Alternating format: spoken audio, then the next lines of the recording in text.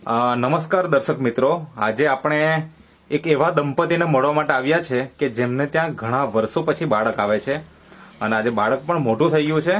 તો આજે કહેવાય ને કે નિસંતાન દંપતીની સંખ્યાઓ આજે દિન પ્રતિદિન વધતી જ જાય છે અને એમાં ઘણા બધા કારણો છે સંતાન પ્રાપ્તિ ન થવા પાછળના, જેમ કે હવા, પાણી અને ખોરાક એ પહેલાના જેવો રહ્યો નથી અને એના કારણે આજે ગામમાં પણ આવા પ્રોબ્લેમો વધી રહ્યા છે.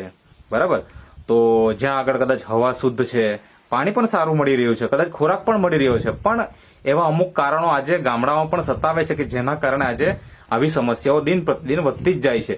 તો સૌપ્રથમ આપણે એમનો પરિચય લઈશું અને એમને ત્યાં આજે બાળક આવ્યું છે, કઈ રીતના એમને રિઝલ્ટ મળ્યું છે એ પણ આપણે માહિતી લઈશું. તો સૌપ્રથમ તમારો પરિચય આપજો. શું નામ છે તમારું? સલમાનભાઈ અનાભાઈ ચૌધરી. અને એમનું નામ? તમારું નામ બેન? કલ્પનાબેન. ઓકે, તો આ ગામ કયું કહેવાય?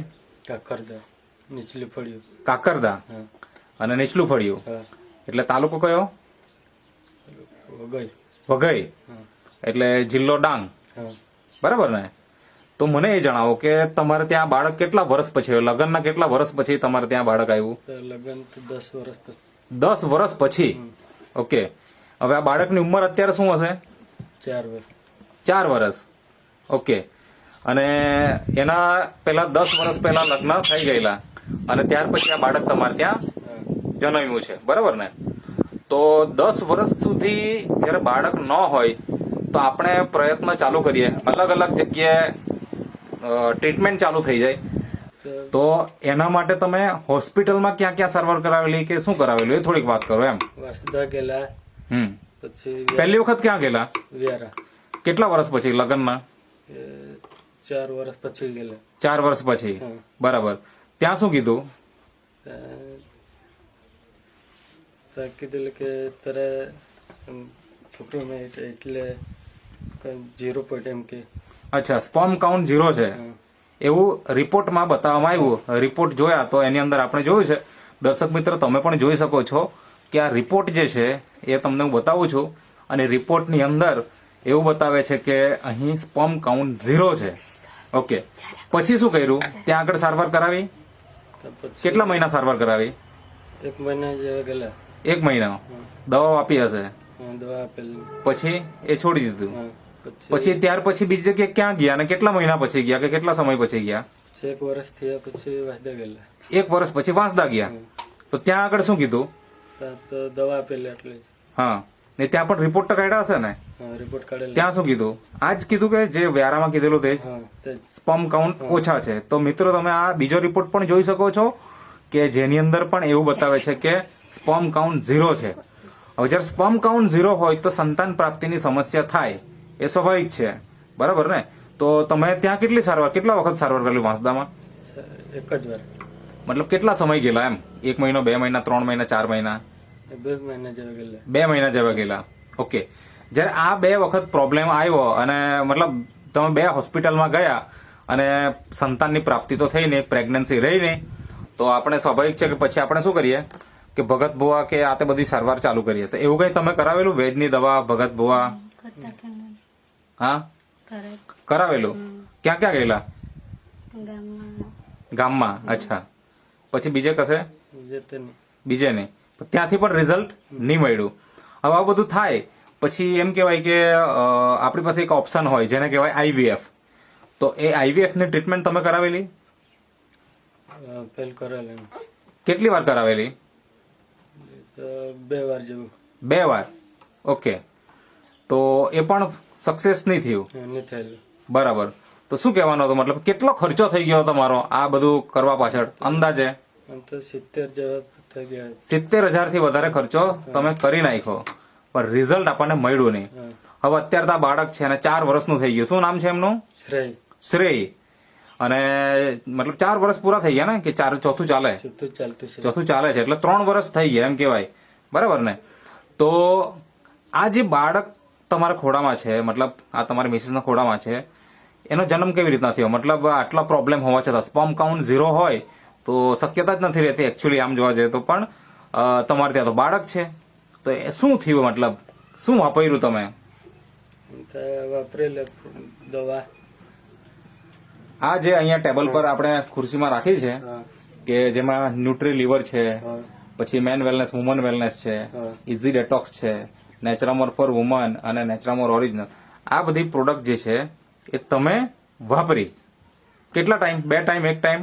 હા, સવારે સાંજે સાંજે. શેમાં લેતા તમે? પાણીમાં. પાણીમાં. હા. અને નિયમિત વાપરી હતી તમે? હા. તો કેટલા મહિના વાપરીને રિઝલ્ટ મળી ગયું? 2 મહિના. 2 મહિના વાપરીને રિઝલ્ટ મળી ગયું. જે તમે 10 વર્ષથી પ્રયત્ન કરતા હતા એ તમને ખાલી 2 જ મહિના પ્રોડક્ટ વાપરી અને રિઝલ્ટ મળી ગયું. તો આ માહિતી મળી કોના મારફતે? એમ તો તે માછીનો તે મારો ભાઈ છે ને તે ફોન કરેલો એટલે ભાઈ એમ કે પછી ત્યાં ગયેલા એટલે એને કેતનભાઈ ફોન કરેલો. એટલે માસીને તા તમે ગયેલા? હા, માસી ક્યાં રહી? પીપલવાળા. પીપલવાડા. હા. અને એમણે તમને કોન્ટેક્ટ કરાવ્યો કેતનભાઈનો, હા. એવું? તો અહીંયા જે બેસેલા છે કેતનભાઈ, કેતનભાઈ થોડીક તમે વાત કરો કે શું એકચ્યુઅલી ઘટના શું બની એમ? સર હમણાં હતા સલમાનભાઈના માસીનો છોકરો છે ને હમ તેજસભાઈ પીપલવાડા ગામમાં, હમ એમણે મને મતલબ અમને બોલાવેલા હતા હમ. ને ત્યાં પીપલવાડામાં જ બોલાવેલા હતા હમ ને ત્યાં આગળ માહિતી આપી. પછી તેજસભાઈ સલમાનભાઈનો રિપોર્ટ બતાવ્યો કે સ્પર્મ કાઉન્ટ આ ટાઈપ મતલબ 0 છે હમ ને 2 વાર મતલબ આઈવી કરાવી જોઈએ છે, તે Okay. લોકો રિઝલ્ટ મળી જશે કેમ. હમ પછી એમને મતલબ એમને વ્યારામાંથી એમનો જે રિકુલભાઈ હતો ને હમ. ફ્રેન્ડ, હમ એમનું કઈ સ્ટેટસ જોયેલું એમણે, હમ એમણે સ્ટેટસમાં મૂકેલું ને ત્યાંનું જ રિઝલ્ટનું, એટલે એના થ્રુ અમને બોલાવેલા. ઓકે. ને પછી એમને માહિતી આપી તો પણ તેજસભાઈને વિશ્વાસ નહીં હતો. હમ પછી તેજસભાઈને એમ કીધું કે આપણા મેં કીધું નજીકના ગામમાં જ એક છે મારું, હા. કરંજખેડ ગામમાં, હમ ત્યાં પણ રિઝલ્ટ છે. ઓકે. મેં કીધું જો તમને એના હાથે તમારે કોન્ટેક્ટ કરવો હોય, રિઝલ્ટ છે એમના હાથે, તમે કહ્યું તમને કરાવું કાં તો તમને નંબર આપી જાઉં. હમ. એ રીતના પછી એમને નંબર આપી આવેલો હમ ને પછી તેજસભાઈ એમને ફોન કરેલો, હમ દિનુભાઈ કરીને છે. હમ એમને પછી ફોન કર્યો, પછી તેજસભાઈને થોડોક વિશ્વાસ આવ્યો. પછી મને બીજા દિવસે ફોન કર્યો કે કેતનભાઈ આપી જાવ, 3 મહિનાનું તમે આપી જાવ. ઓકે. 3 મહિનાનું આપ્યું ને જયારે સલમાનભાઈને મતલબ આપવા ગયો ત્યારે એમને એમ કીધું કે 3 મહિનાનું આપણે યુઝ કરીએ, પછી તમારે એકવાર આપણે મેં કહ્યું જો રિઝલ્ટ નહીં આવે તો આપણે એકવાર રિપોર્ટ પાછો કરાવી લેવું એમ, એટલે થોડુંક તમને મતલબ રિપોર્ટમાં તમને ખબર પડે આપણે પૈસા કેટલો ફરક પડ્યો એમ. હમ. થોડો ઘણો ફરક પડે એટલે એ લોકો તમને વિશ્વાસ આવે એમ. હમ એટલે એ રીતનું મેં એમને સલમાનભાઈને કીધું હમ ને સલમાનભાઈ પાછા થોડું ડીમ બોલે એમ, હમ એટલે મેં એમને એમ કીધું કે જો તમારે મેં કેવું એકલા જવાનું એવું પેલું એ જેવું ડર જેવો લાગતો હોય તો હાથે જોઈએ તો રિપોર્ટ કરાવવાનું ત્યારે મેં આવો એમ. હમ પણ મેં કહ્યું અઠવાડિયાનું જેવું બાકી હોય ને ત્યારે મેં કીધું મને કહેજો એમ, હમ ત્યારે મેં કહ્યું આપણે રિપોર્ટ કરાવી લેવું એમ. હમ તો એમણે પછી 2.5 મહિનાનું જેવું નહીં 2 મહિના જેવું પૂરું થયું હમ એટલે એમણે મને ફોન કર્યો સલમાનભાઈ કે આપણું કમ્પ્લીટ થઈ ગયું એમ. હમ એટલે મેં વિચાર કર્યો કે કમ્પ્લીટ, મેં કહ્યું રિપોર્ટ કમ્પ્લીટ થઈ ગયો કે પછી રિઝલ્ટ આવ્યું, મેં કન્ફ્યુઝ થઈ ગયો. બરાબર. પછી મેં સલમાનભાઈને મેં કીધું કેવું એમ કમ્પ્લીટ રિપોર્ટ કાં કરાવ્યો એમ. હા. મેં કીધું તમે તો મેં કીધું મને રિપોર્ટ માટે ફોન નહીં કર્યો તો કાં કરાવ્યો એમ. અચ્છા. તો અમે જાતે જ કર્યું તો આજુ પાછું મને ઓર પેલું એ થઈ ગયું એમ. હા. પછી એ કહે કે મારું કમ્પ્લીટ જ થઈ ગયું એમ, હા. અમે કિટમાં ચેક કર્યું એમ કીધું. ઓકે. એટલે પછી મેં સલમાનભાઈને શું કીધું હમ કે મેં કીધું સલમાનભાઈ મેં કીધું તમે જાતે કર્યું એટલે મેં કીધું મને વિશ્વાસ નહીં મળે. મેં કીધું હમ એકવાર મેં કહું હોસ્પિટલમાં મેં કહું કાં તો કોઈ પીએચસી પર જઈને ત્યાં પછી મેં કહું મને કન્ફર્મ કર્યું એમ. હમ પછી સલમાનભાઈ કઈ બડ્ડી પડા કઈ ગયેલા હતા, બડ્ડી પડે જ ને, હમ ત્યાં આગળ ગયા ને એ લોકો પછી રિપોર્ટ પેલું કરાવ્યું, એટલે તેમાં કન્ફર્મ થઈ ગયું. ઓકે. પછી એમણે પછી મારા સામેથી મતલબ ફોન કર્યો હમ ને કન્ફર્મ છે એમ. ઓકે.